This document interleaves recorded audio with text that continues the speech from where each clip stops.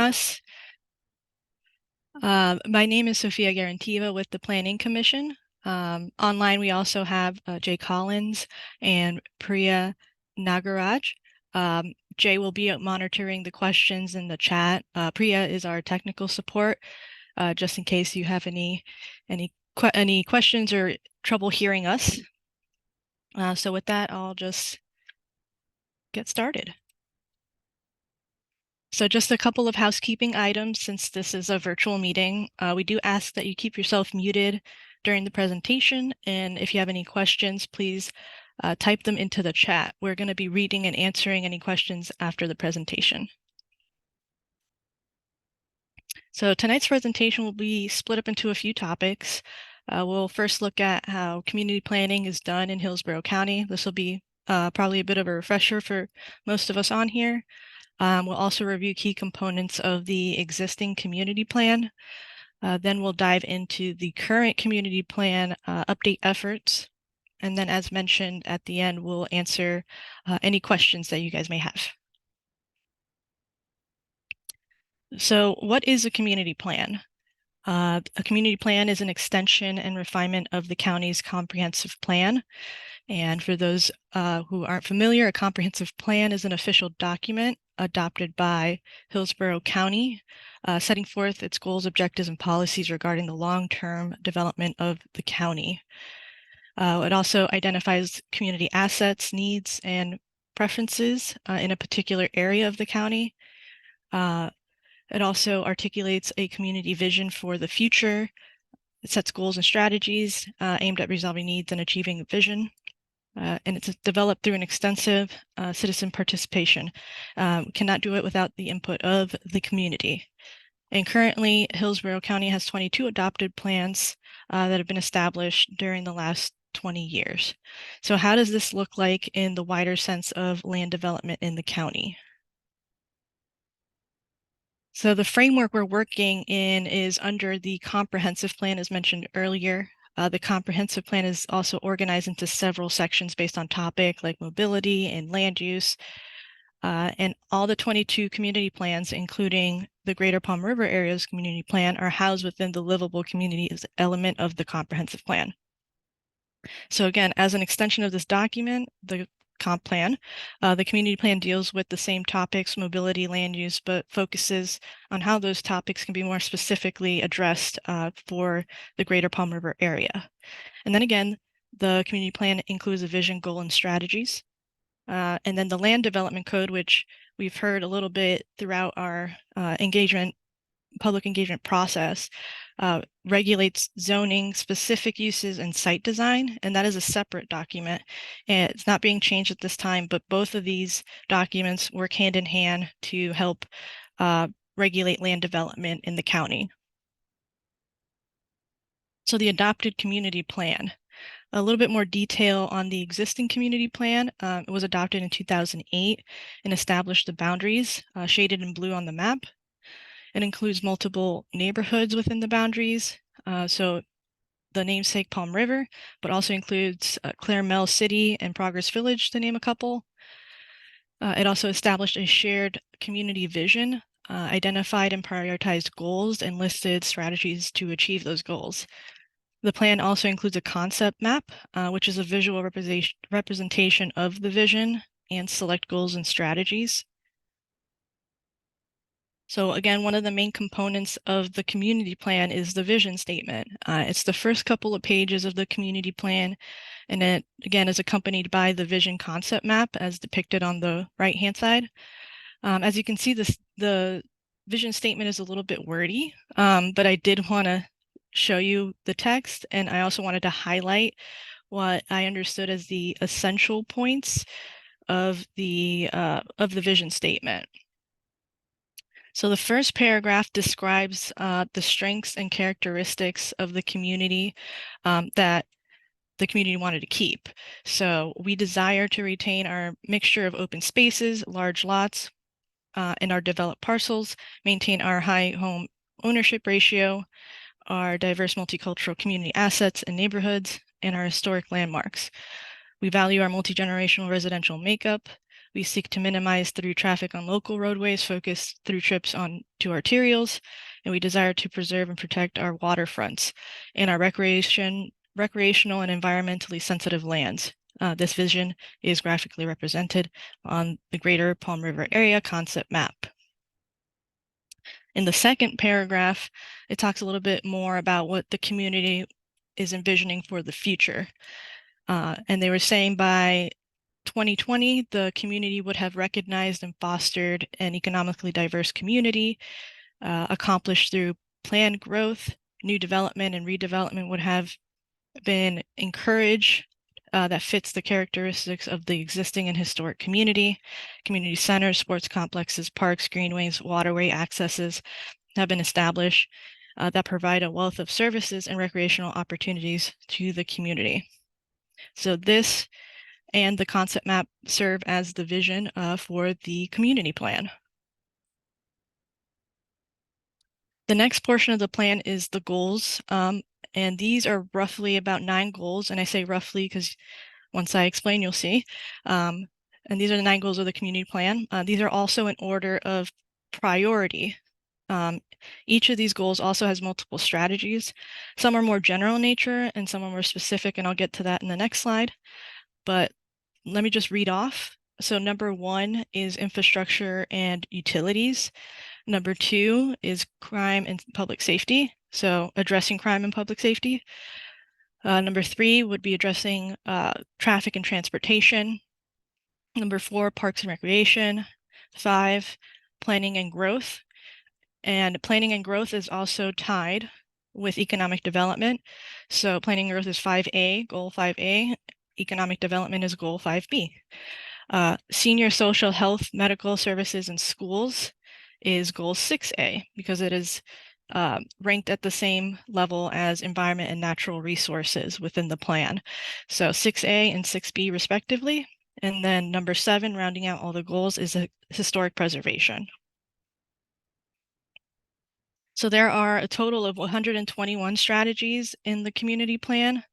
Community and Infrastructure Planning Department, department within Hillsborough County, prepared actually a community plan implementation status report where they went through the community plan and looked at all the strategies and saw and recorded which ones were implemented, ongoing, yet to be implemented, started, or could not be implemented. And so that's what this pie chart is based off of. And you could see a majority of the majority of the strategies have been implemented or are ongoing. So an example of some of the implemented strategies would be co-locating public facilities on county lands. The Boys and Girls Club is a great example because it is located on the same site as Winston Park and really close to Claremont Elementary and Dowdale Middle School. And an example of an ongoing strategy could mean something like, or could be read as something like, promote education on the history of the area, which is roughly one of the strategies. So this strategy is continuous in nature and it's not necessarily tied to a specific action that can be checked off as finished. It's something that can be continuously implemented throughout the years. And there's also a portion that has yet to be implemented and only one strategy that can no longer be implemented. So moving on to the community plan update that is currently going on, a little bit of background history on that. So county staff, again, specifically community infrastructure planning, was requested to review the implementation status of the adopted community plan. And based on those findings, Planning Commission and county staff were requested by the BOCC, Board of County Commissioners, to initiate an update to the plan. And we have been reevaluating and amending the community plan to respond to the needs and preferences of the community through this process. And again, through this process, we've had numerous community engagement opportunities that were open to the public. We kicked off the process with community-wide open houses back in November of 2022. We sent out mailers, put up signs all throughout to the community, and we had decent turnout to those. We've also had Online engagement, we did an online survey from January to March of this year. We had a project website that we've kept updated with all the other engagement opportunities that have been going on, and that's our hub for all the information. There's also an option to provide public comment through our project website. Office hours, we had office hours once a month from January to May. We also had meetings with our community plan advisory committee. This committee was a volunteer group from various neighborhoods, residents, business owners in the community that got together monthly from January till July. And we also attended some community events, the Progress Village Civic Council meeting, meet and greet. That was back in March. We were at Commissioner Myers Town Halls in the spring, and we also have attended some Palm River CDC events. So going into some of the data we collected during this process, so many of the folks we chatted with can attest to this, but the community has changed and grown a bit since the time when the community plan was adopted. The chart here shows the rate of change from 2010, so a couple years after the community plan was adopted, to 2022, so just last year, in three categories: housing units, population, and employment. The data for the Greater Palm River area is in blue, and we wanted to compare it to the rates in Hillsborough County, so you could see clearly that this area is growing at a faster pace in these categories than the county. So you could see 42% since 2010 in the number of housing units, 36% in population, and 55% in terms of employment. It's also projected that the population specifically of the Greater Palm River area will grow 40% by 2050. And that's a bit more than the county, which is projected to grow by 34% by 2050. So again, growth is expected to continue, and that this growth is expected throughout the county, as you can see. And again, due to the location of the growth outside of the county, outside of the community going on in the county, it will affect this community as well. During the open houses and throughout the first half of the year, through that online survey we mentioned earlier, we asked for participation in a SWOT analysis. So this tool helps us get a snapshot of what the community sees are the big issues, and it gets folks thinking about possible solutions and gets us thinking about possible solutions as well. So these are some of the most common responses for each of the categories.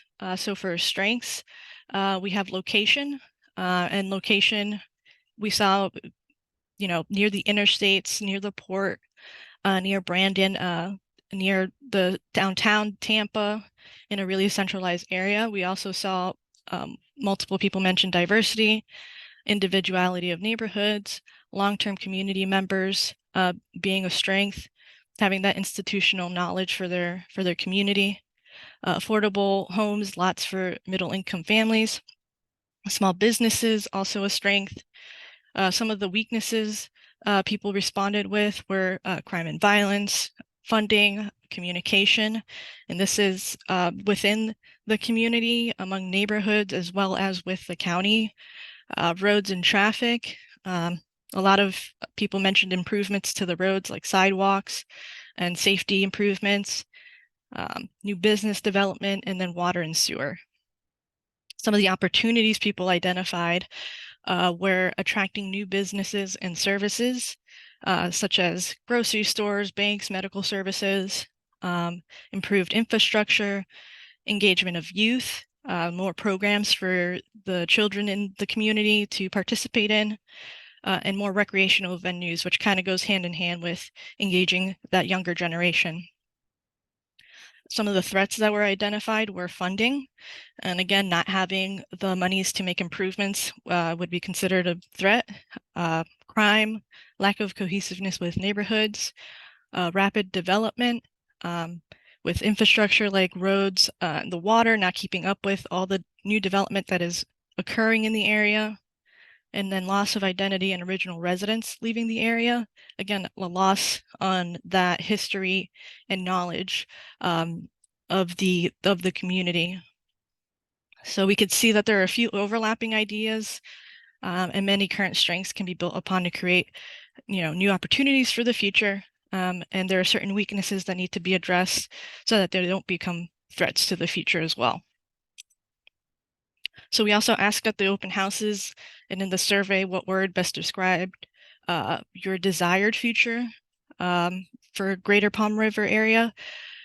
There's a lot of positive language here. The bigger words are the ones that people repeated. So opportunity, growth, prosperous, hopeful, clean, and a few of the other words people threw out there were family, tranquil, thriving small business, harmony, infrastructure equity. So a lot of good and positive words. As part of the survey, we also asked folks to pick what they felt were their top three adopted goals. Results show that the first three goals still are considered a high priority. So infrastructure, utilities, crime and public safety, traffic and transportation. And we can see that economic development and environment and natural resources seem to have increased in importance a little bit, or people are prioritizing that higher than some of the other goals as they are currently ranked. So again, this helps us determine if and how the priorities of the community have shifted.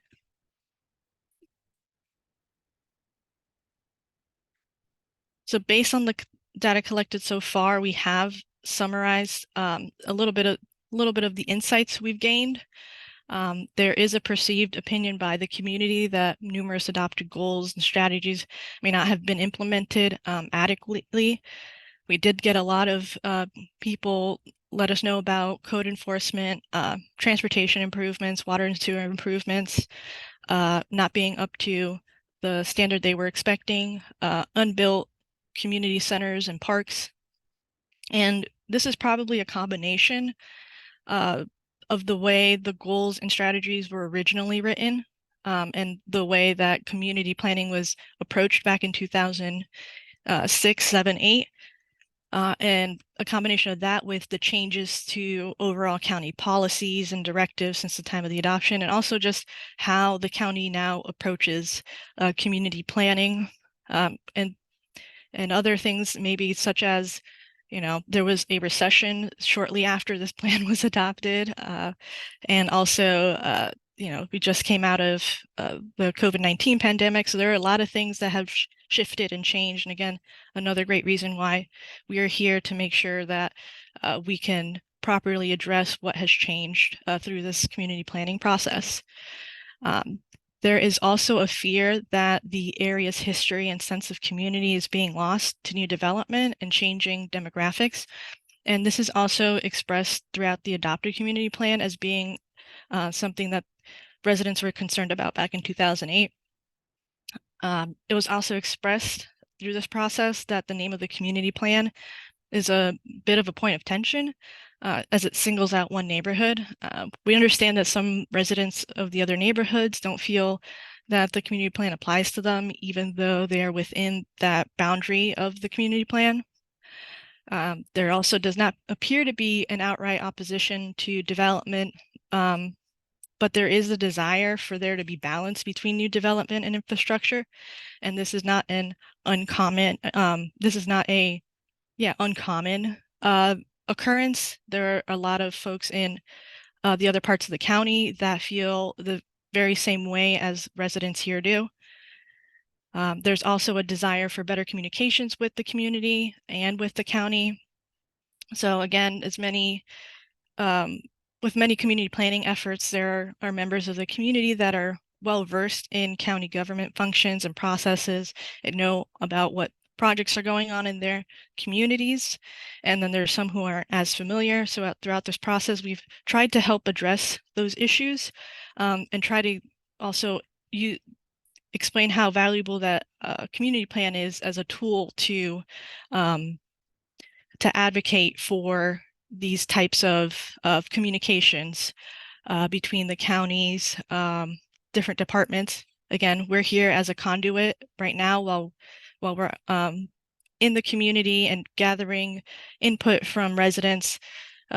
We can direct questions to the proper county departments if we can't answer them, and we also strongly are letting organizations within the community know that they should be registering with the county's neighborhood relations department to make sure they're getting proper noticing for rezonings, land development, code changes, plan amendment changes, anything that requires a notice to be sent out. Because all the community organizations, if you're registered, you'll get that mail, that notice when those changes are occurring. So based on all of that information, everything we've received so far, we've come up with some draft recommended changes to the plan. So we will be updating the vision statement and the concept map with help from the members of the CPAC, the Community Plan Advisory Committee. We identified some of the historic neighborhoods and we'll be adding those to the concept map. We've also taken into consideration the renaming of the community plan. And our initial proposal is Palm River Progress Village, just from a geographic standpoint, and captures the northern boundary, neighborhood in the northern boundary, and then neighborhood in the southern boundary of the existing plan. And so easy to say Palm River to Progress Village, everything in between. We think these changes, along with a few others, will help address some of the community identity concerns. We're also recommending combining related goals to focus some of the efforts. The county comprehensive plan has been updated in recent years to do something similar to that with all the different sections. So we were kind of taking a page from their notebook and would like to do the same for the Greater Palm River Area Community Plan. We noticed that there was a lot of overlap in strategies and the goals, and think that reworking the goals will help them will help the plan be more implementable. So for example, combining the planning, infrastructure, and transportation goals to better address growth concerns, since these topics are intertwined, and when one is implemented, it affects the other. We felt like putting these together would help focus the energies that are needed, again, to help better implement the plan. We're also proposing to clarify some strategies. Again, as we were working through the goals and strategies with the CPAC and with other county staff, we noticed that some strategies would be better suited in an action plan. So we are proposing moving them to what we consider the basis for an action plan. We want to make sure that those specific strategies are still captured so that when the county is looking for ways to implement the plan, in addition to the community plan, there's a specific starting list they can reference. So next steps in the process, we're going to be finishing out the summer, again, drafting those recommendations, and then we're going to be open to meet with community organizations and individuals. Just let us know, send us an email, and we can get that scheduled. Moving into the fall, we're going to be having our community-wide meetings, again, the ones that are a mailed notice will be sent and we'll be posting signs for. And we'll be finalizing the recommendations, finalizing the new updated community plan. We will also be having another online survey to, again, capture as much input as we can. And then also moving into the winter time, I wanted to highlight this a different color because this is when we anticipate starting the official comprehensive plan amendment process, which is basically the legal process for changing the language that is in the existing plan and in the comp plan right now to what we're recommending. And that has its own mandated noticing requirement and meeting schedule that we have to meet and keep on track with. So we're going to be presenting the finalized draft of the updated community plan as part of this package. we'll be going to the Planning Commission and the Board of County Commissioners for briefings and workshops. And then in between those briefings and workshops with the public officials and the public hearings where public officials will be voting, we'll be coming back to the community with one final community-wide meeting to explain any changes that would be happening to the language we've proposed. Because as public officials, the Board of County Commissioners and the Planning Commission can suggest their own recommendations and request their own changes to the plan. So we want to make sure we keep everybody in the loop if that occurs. And then before we wrap up, I did want to let everybody know about an engagement opportunity coming up. Again, since there is an adopted plan, there are many opportunities for it to be implemented, and this is one of them. The Hillsborough County Community Infrastructure Planning Department is inviting all community members to join the South 78th Street Safety Enhancement Project team next Wednesday, August 23rd at 6:30 p.m. at the Claire Mell Elementary School cafeteria for a design workshop. Staff wants to know how they can make South 78th Street safer, and they want to know what you want South 78th Street to look like. And the project boundaries are, again, 78th Street from Palm River Road to Causeway Boulevard. And that concludes my presentation. I guess we'll go into the Q&A portion of the meeting. And thank you everybody for listening to me for 25 minutes. Sophia, thank you so very much for that great presentation. My name is Jay Collins with the Planning Commission staff. Currently, we don't have any questions in the meeting chat. I just wanted to make sure that those who are in attendance, I realize that if you would like to ask a question, all you would need to do is bring up the Zoom toolbar. And in the Zoom toolbar, you should see a button that says chat. Once you hit that, the chat will pop up on your screen. And you should already see a little bit of information in there welcoming you to the meeting and giving you a link to the website where you can actually go and view the project status and other salutations. If there are no other questions, I will say that this is being recorded and we will have this available on the project website. And to all those folks who have attended meetings with us in the past, we will send this as a link to them so that they can watch it at home and they can go ahead and share this with their friends and neighbors. So I'm going to give this a couple of seconds to see if anybody wants to put anything in the chat, or Sophia, if you have anything else you'd like to say. I think I'm good. But yes, please, if you have any questions, go ahead and place it in the chat.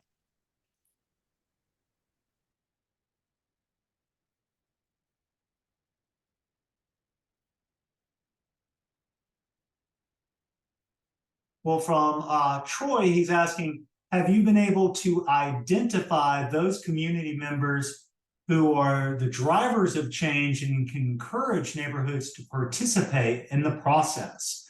So, yeah, I mean, I think so. I think that we've had a lot of good conversations with some of the neighborhood reps that are elected for Progress Village and for Palm River, as well as a lot of longtime members that live in Claire Mell City, Adamo Acres, and other areas within the greater Palm River area. I think one thing that we would have liked to have seen a little bit more out of are some of the newer residents in this area or some of the newer businesses in this area. I do think that that is one voice that we certainly could use a little bit more from. Sophia, anything to add to that? I would also add part of that new demographic would be the Spanish-speaking population. We have had a few folks throughout the process that have come in that are of that demographic group, but we haven't really tapped in to that Spanish-speaking population. But there is a pretty large one. I think about 15% of the population is Spanish-speaking. So that's another group as well. Yeah, thanks for that, Sophia, and I concur.